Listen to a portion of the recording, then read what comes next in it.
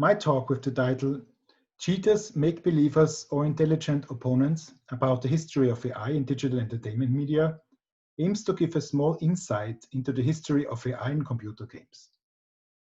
Furthermore, I would like to present some curious aspects and give an overview of current use cases of AI in games.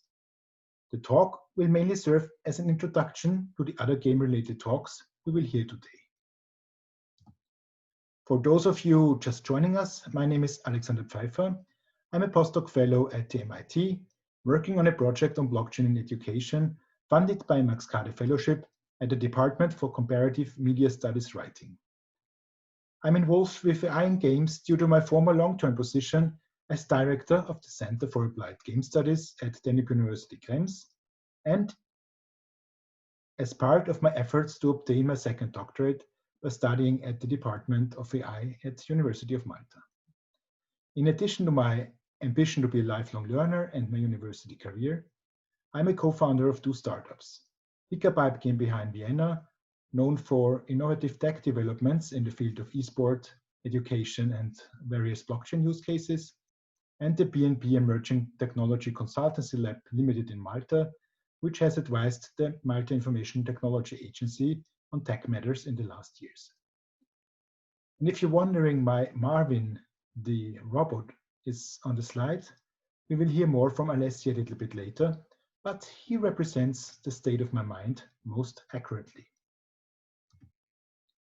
I would like to begin my talk with a small re-narration of the book Die Schachnovelle, in English, The Royal Game.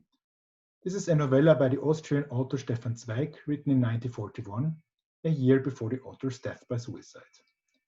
The storyline of this book, although written long before we used the term artificial intelligence or machine learning as we understand it today, has a very interesting interpretation for me of how we try to teach AIs and where the weaknesses are at the end. I think with AIs and learning processes, it can be similar to what Dr. B, the human main protagonist of the book, experienced. The book placed during the Second World War, followed the occupation and annexation of Austria by Nazi Germany. Thousands of monarchists were executed or sent to concentration camps. Top-class and useful scientists like Dr. B, despite their political opinions against the Nazi regime, were imprisoned to provide valuable services to the regime. Driven to mental anguish as the result of total isolation by the Nazis, Dr. B maintains his sanity only through the theft of a book of past masters' chess games, which he plays endlessly, learning each one until overwhelming his imagination to such an extent that he becomes consumed by chess. After observing every single move of any variation in the book and having nothing more to explore, Dr. B begins to play the game himself, developing the ability to separate his psyche into two personas, I white and I black. This psychological conflict causes him ultimately suffer a breakdown, after which he eventually awakens in a sanatorium, being saved by a sympathetic doctor who attests his insanity to keep him from being imprisoned again by the Nazis. He is finally set free. After happening to be on the same cruise liner as a group of chess enthusiasts playing against the world chess champion Centovic, Dr. B helps the chess enthusiasts in managing to draw the game in an almost hopeless position. After this effort, the enthusiasts persuade him to play alone against Centovic. In a stunning demonstration of his imagination and combinational powers, Dr. B beats the world champion. Centovic immediately suggests a return game to restore his honor.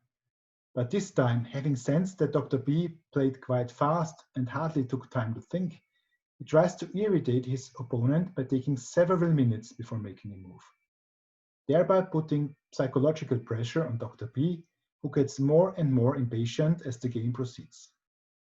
His greatest power turns out to be his greatest weakness.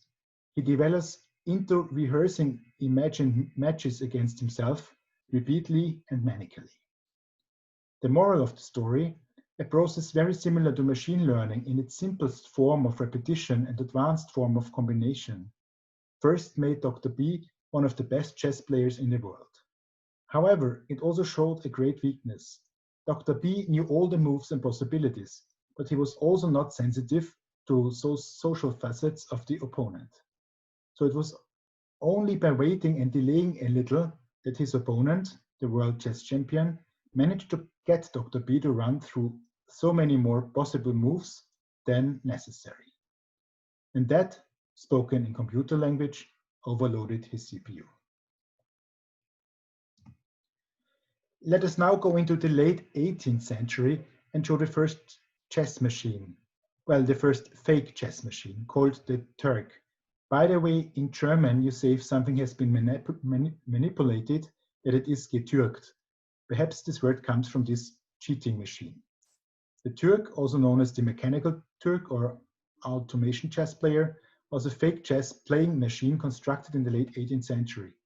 From 77 until its destruction by fire in 1854, it was exhibited by various owners as an automation. Through it was eventually revealed to be an hoax, to impress the Empress Maria Theresa of Austria. The mechanism appeared to be able to play a strong game of chess against a human opponent, as well as perform the Knight's Tour, a puzzle that requires the player to move a knight to occupy every square of a chessboard exactly once. The Turk was in fact a mechanical illusion that allowed a human chess master hiding inside to operate the machine. With a skilled operator, the Turk won most of the games played during its demonstration around Europe and the Americas for nearly 84 years, playing and defeating many challengers, including statesmen such as Napoleon Bonaparte or Benjamin Franklin. For me, this is a wonderful first approach, how we as a society want to create something like artificial intelligence, and to not refrain from using cheat tricks and rely entirely on make-believe. Let us now move to the first games from the early 1970s that had something like artificial intelligence, like the game Quark from Atari. In the very early days of commercial video games, enemy movement was simply based on stored patterns, which were, in the best case, played randomly. Like in this example, you had a gun and you shoot on the screen, and the ducks appeared randomly. An early breakthrough happened in the late 1970s with Space Invaders from Atari and Galaxian from Namco. Both games were already capable of increasing difficulty levels, distinct movement patterns, and in-game events dependent on the player's input. Galaxian added more complex enemy movements, like maneuvers by individual enemies. Let us now return to chess. The experience with chess is also extremely important for AI in today's modern games. In 1986, the GNU Chess project started. GNU Chess is free software chess engine which plays a full game of chess against a human being or a computer program. The goal of GNU Chess is to serve as a basis for research. It has been used in many research projects so far. It's free software licensed under the terms of the GNU General Public License. And it's one of the oldest Unix-based systems and has been ported to many other systems. Besides GNU, also Fritz and Strelka are very well-known computer chess programs. In September 2017, GNU Chess achieved the ELO ELO rating of 2,813 points. And ELO points are the perfect keyword here. Let's take a look behind the intelligence skill rating system. The ELO rating is a method for calculating the relative skill levels of players in zero-sum games, such as chess. It is named after its creator, Arpad Elo, a Hungarian-American physics professor. The ELO system was originally invented as an improved chess rating system, and it is now important as a rating system for multiplayer competition in a number of video games. In esport or in games with league systems, Players are assigned ELO points, and these ELO points are often also conserved from season to season. So a year ago, I had a really bad experience in League of Legends. After a break of some years, the first games were against much better opponents, because probably my old ELO was still conserved, and I had to lose only about 20 games to finally play against similar skilled players. Another explanation, however, could be that I simply turned too old to play competitive games, being 40 plus. Chess AI again. IBM Deep Blue versus Kasparov in 1996 and 1997. Those were chess matches between the AI and the chess master under tournament conditions. The first match was played in Philadelphia in 1996 and won by Kasparov. The second was played in New York City in 1997 and won by Deep Blue. This was the first defeat of a world chess champion by a computer, and therefore a truly historic moment. I was 18 years old at that time, extremely keen on computers, and had a part-time job as a computer administrator for network system in parallel to the commercial college I attended. I still remember how the news of Deep Blue's victory caused kind of a pleasant chill to me. Let's continue and talk about the game Go and the AI AlphaGo. Go is considered much more difficult for computers to win in comparison to chess, for example, because its much larger branching factor makes it difficult to use traditional AI methods. For a long time, it was considered impossible to build a computer system so complex that an AI could beat a world-class player in Go. It was then almost 20 years after the success of DeepMind against Kasparov. In 2017, AlphaGo defeated the #1 Go player, Qi Yi. However, 2 years before that, AlphaGo had already managed to beat the first professional players. For AI research, it was an absolute breakthrough. We will hear a keynote from Dr. Sewald later. Although it's a completely different topic, his keynote, you can philosophize with him for hours on end, as he is an avid Go player and an AI scientist. The next step was obvious: how to create an AI which is a serious opponent for complex mobile or real-time strategy games. I guess we all know the quite stupid NPCs from the early days of League of Legends. DeepMind has decided to develop an AI for Starcraft 2, AlphaStar. At AlphaStar, all game mechanics were first trained step by step. Afterwards, tournament with solid human opponents were started so that the AI can learn different strategies. This allows AlphaStar to quickly switch between different basic strategies at the perfect moment and unexpectedly. From the community of professional players at first smiled at, they must now realize that AlphaStar belongs to the best 0.2% of StarCraft 2 players, and the AI has already succeeded several times to beat absolutely top professional esport players. And all this without cheating. This is the point where I say that anything is possible in terms of the creation of intelligent digital agents, because the games industry has an absolute pioneering role here, ahead of all the other industries. When AI beats professionals in esports, as I said, without cheating, they appear in a completely different light than just a few years ago, like the stupid bots of League of Legends mentioned earlier. It is probably only a matter of time until AI is trained here as well. And AI also takes on completely new role as a serious opponent during training, and all this without revealing the new strategies to human opponents. But let's talk briefly about other ways to use AI in games, and we will hear some examples later today. A very exciting example and much discussed in the community is Elli from The Last of Us. For many, one of the best buddy AIs ever. For some, just another example of perfect make-believe. Regarding Elli, I can highly recommend the keynote on this topic from GTC 2014, which you can find on YouTube.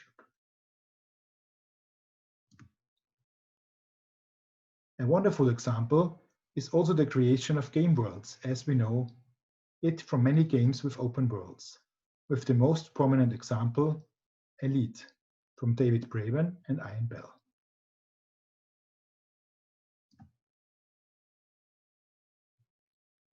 But from my point of view, it is especially exciting to take games to train AIs. A really good example is the approach hide and seek from OpenAI.com. Let me show you the video. On Earth, the simple rules of natural selection and competition led to the evolution of increasingly intelligent life forms. Today, we ask if comparably simple rules and multi-agent competition can also lead to intelligent behavior in a new virtual world. These agents are playing hide and seek. These agents have just begun learning, but they've already learned to chase and run away. This is a hard world for a hider who has only learned to flee. However, after training in millions of rounds of hide and seek, the hiders find a solution. The hiders learn to use rudimentary tools to their advantage. By grabbing and locking these blocks, they can create their own shelter. The seekers are locked in place for a brief period at the start of the game, giving hiders a chance to prepare. Even so, the hiders must learn to collaborate, accomplishing tasks that would be impossible for any single individual. The hiders are not the only ones who can learn to use tools. After many generations of failing to break into the shelter, the seekers learn to jump over obstacles using ramps. However, after many millions of rounds of having their shelter breached, the hiders learn to take away the primary tool the seekers have at their disposal.